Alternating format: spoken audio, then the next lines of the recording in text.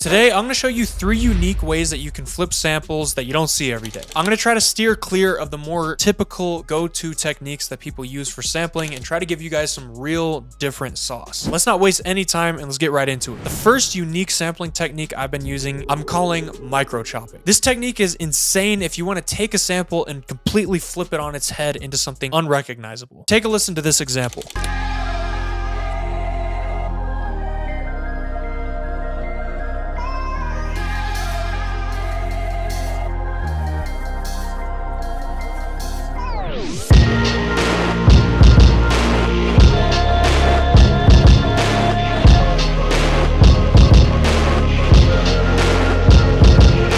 As you can tell, this technique completely changed the whole vibe of everything and made it sound way more interesting, in my opinion. And believe it or not, it's actually very simple and easy to do. First thing we need is a good sample. So today I'm going to be going into this vintage essentials kit right here because these loops genuinely sound like real vintage vinyl records. So as you can see, we've got a ton of options, but for this micro chopping kind of technique, I've found what works really well is going for samples that have vocals that aren't like insanely in your face, more like some like nice chill background vocals. So I'm just going to click around in here and try to find one that has a more gentle kind of tone.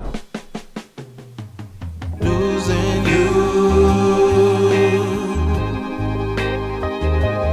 Oh, it's tearing me apart. That was dope, but not quite the vibe.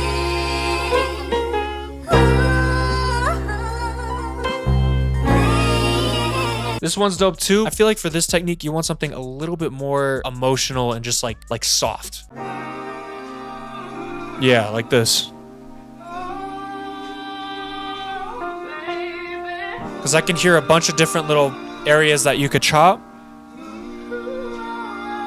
And the vocal isn't too in your face to where it feels like it's like right in front of you. So let's grab that one. Now that we have the sample picked out, I kind of want to give you an overview of what this technique is before we get in and do it. So essentially, micro chopping is just chopping out tiny, like half a second samples from the sample and playing them in a super repetitive manner to where you're making your own pattern that's completely unrecognizable because you're using such small parts of the original sample. All right, so to do this technique, what I'm going to do is I'm just going to take this sample first and then I'm going to drag it over here on Logic to Quick Sampler Original. So now, as you can see, it's in our sampler. And if I play around, you can hear that it's automatically chopped whenever there's a big transient hit. So the first thing that I like to do for this technique is I like to pitch the sample way down, like 7 or 8 semitones. And then I'm gonna go over here on the polyphony, I don't know how to say that. You wanna choose mono. What this does is makes it so whenever you play a new sample chop, the one that you were playing cuts off. So if you have it off, it can start to sound a little messy. Like if we put this back to 16.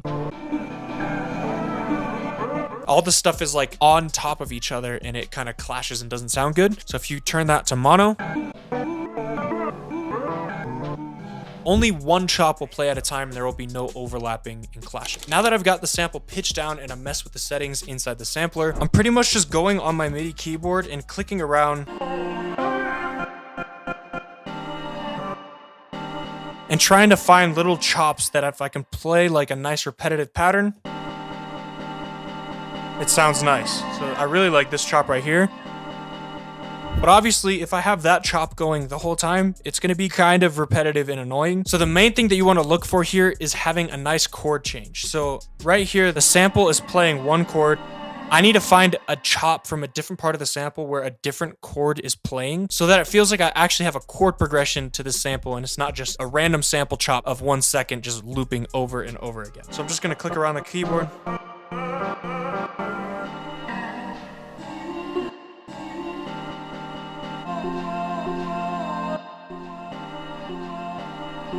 Now those 2 chords sound a little different, right? So this is starting to sound like it could be a little bit of a progression.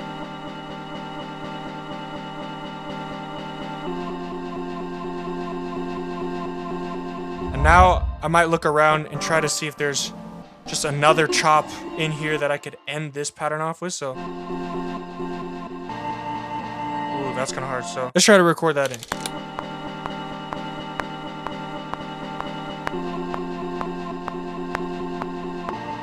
Now I can take this and I'll just quantize it on the grid because this one doesn't need to sound very humanized, and let's just make it all the same velocity so it sounds kind of robotic. I feel like that's the vibe I want.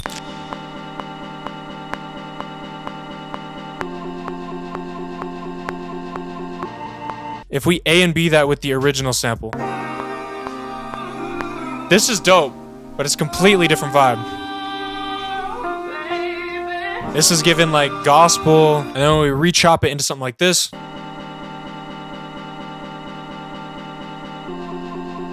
Now I'm getting like some more experimental, like ASAP Rocky, I don't know. And now that we got a nice main chop, one thing that I like to do whenever I'm sampling is create at least 2 sections, so an A and a B section of the chop. And one thing that helps me a lot whenever I'm playing the chops on a keyboard like this, whenever I want to have a B section, I want to move the octaves. Because if I'm playing in the same octave that I was with the other chops, it's easy to just kind of make a B section that sounds pretty similar to the other one, but I want to have like a completely different section of the sample to chop. So I'm just going on my MIDI keyboard right here, and I'll put it up a couple octaves.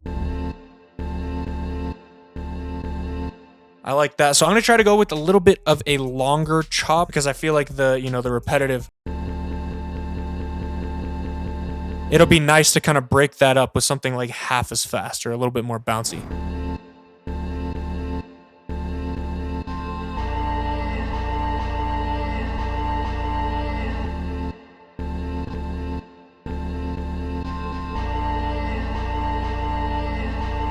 So this is sounding good, but I felt like it could just use like one melodic layer to just kind of fill it out, like some kind of pad. So I went in and added this right here following the chords.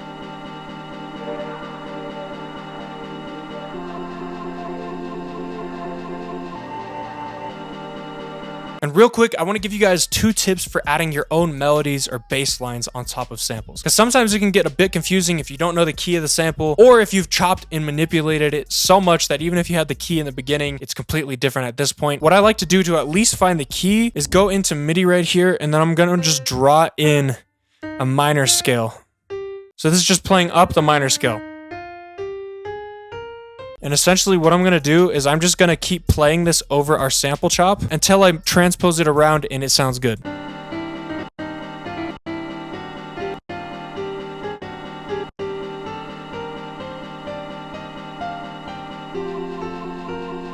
There we go. So now I know that the key is in G minor. Sometimes those apps that you just drag them in and they tell you the key, they're like 50-50. So I like to do it manually and use my ears to be able to tell if it's in key or not. So that's pretty much how you micro chop. Find a nice little 1 to 2 second chop, maybe 2 or 3 of them from the sample. Chop them into a super repetitive pattern. And then in context with a pad and some drums, you get this.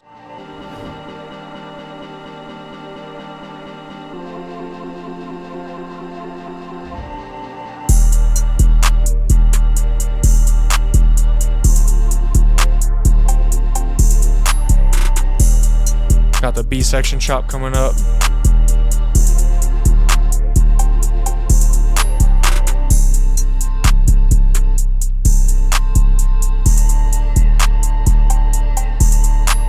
So that micro chopping technique is super fun and easy to use. And we're going to get into the second technique in just a second. But before that, if you like the sample that I just flipped and you like vintage samples in general, you've got to check out Vintage Essentials. It has a ton of these melody loops that sound like real vinyl records. And these melodies are 100% original, so you don't have to worry about getting copyright strikes and a bunch of legal issues when you're using them. Plus, on top of all the crazy melodies, you get live instrument phrases, vocals, live drum breaks, and so much more inside of it. So if you're interested in that at all, it'll be the first link in the description down below. And to thank you for watching the channel, you can use the code CHOP and you'll get 30% off the kit. The link is below. Let's get back into the video. The next technique I want to show you, I'm calling transient chops. I've personally found that this technique works super good with high energy soulful samples, and it just helps you come up with weird rhythms that you probably wouldn't come up with if you were just clicking around in MIDI with all the chops perfectly quantized. Take a listen to how I flipped this loop that I made.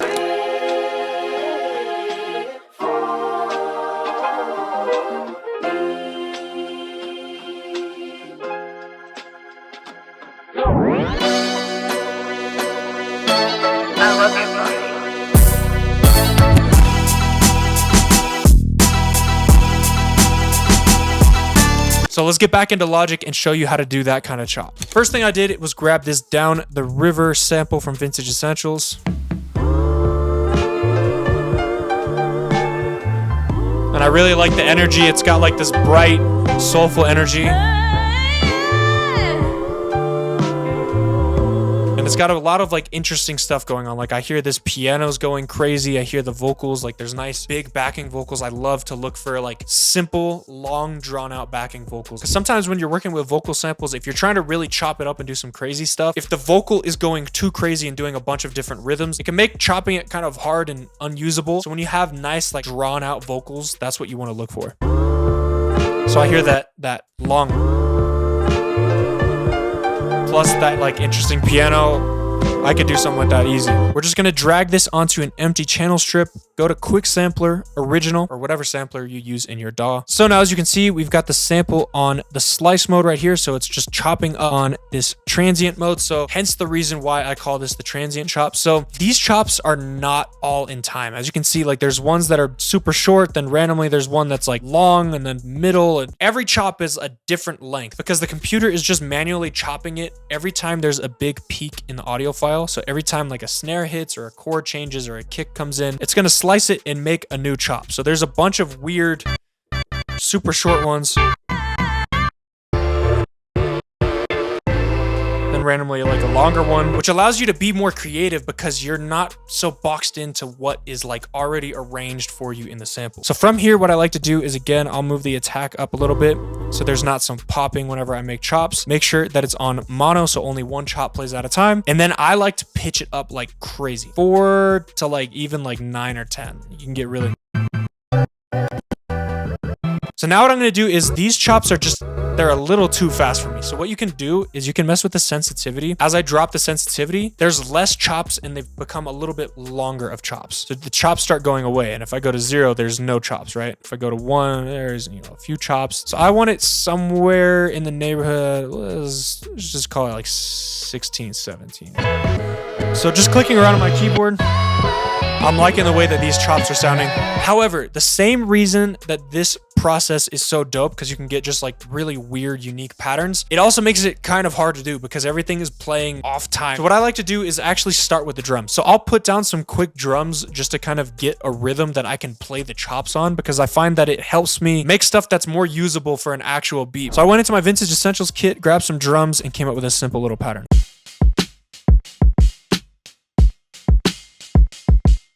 So those drums are definitely going to give me the foundation I need to be able to play some cooler rhythms on this.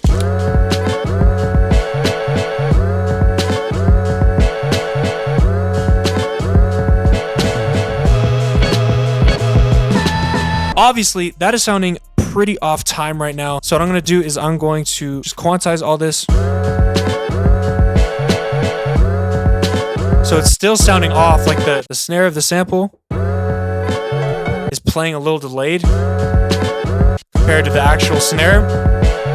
But that's all right, because the idea is there. I like the idea of this main chop that we've got going on. So what I like to do in that case is I'll actually bounce this down into an audio file. And then once I have it in an audio file, I like to go to the flex mode right here and choose polyphonic. And then what I can do is I can play it with the snare and the metronome. And then right there, I can see that the snare is playing right there when it should be right on the grid right there. Grab this. So I'm just chopping that onto BPM. Now that sounds clean, right? Got a nice little vibe going. And then for a B section, I want the chops to feel a little bit different. So I went out on the drums and I changed the bounce to this like 4 on the floor kick.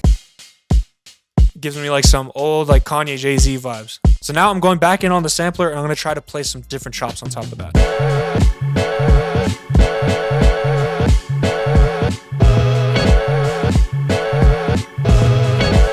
Quantize all this, and then from there I just mess with it in MIDI. Yeah, that's kind of hard. Mess around a little bit more, I came up with a more unique ending. So now from here, there's so many parts of the sample that I like. So I'm actually going to go in with those 2 different kind of drum rhythms and try to make like 3 or 4 sections for this chop. So I went in and did that and bounced everything to audio. And then whenever I felt like the sample was weird, like in the, you know, the first chop, it was kind of like off with that snare. I went in and I just, like you can see right here, I just adjusted the timing so that the snares or the drums are hitting at the same time so that it all sounds good. And after doing that with the drums, you get this.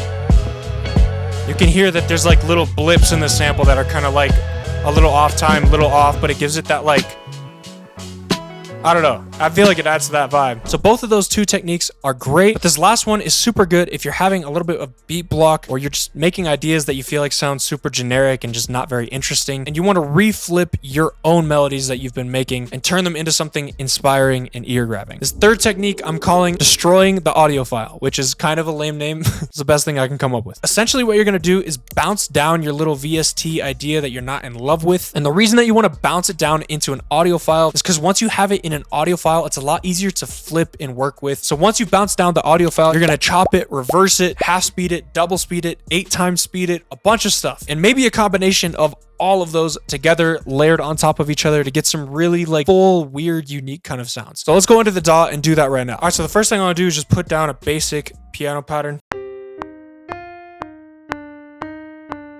And then I might just duplicate this over and then change up the melody a little bit at the end. You know, this is cool. What I'm going to try now, bouncing that to audio. We're going to go right here, polyphonic. I'm going to speed this up to like 160. Let's see what this sounds like now. Already sounds a little bit more interesting. If you make stuff at slower BPMs and then speed it up, it sounds super, super cool. So I'm going to pitch this down like 3. Bounce that down. And now I'm going to turn on speed effects right here so it changes the pitch, right? Make it twice as fast.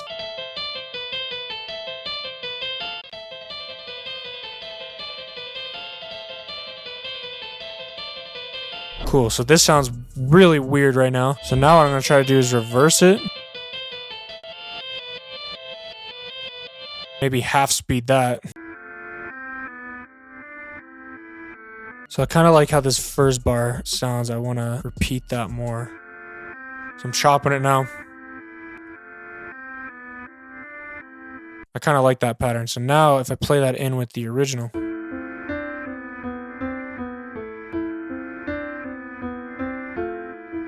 Filter that out a little bit.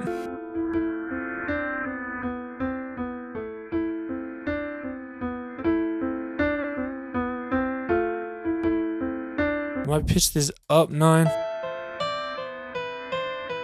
And then maybe also half speed it and pitch it up.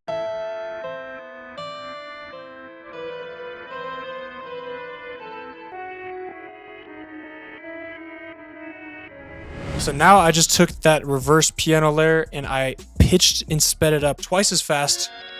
And then I chopped it up a little bit. And then you get something like this. And now this sounds a lot more inspiring to work with. So this feels a little harsh. So what I'm going to do is maybe like to go into Shaper Box and do like side chains whenever something is like and the high frequency is a little too harsh.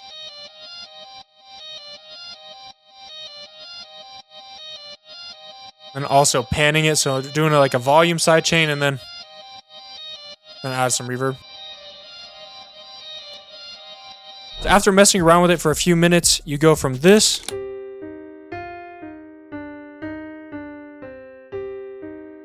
to something more like this.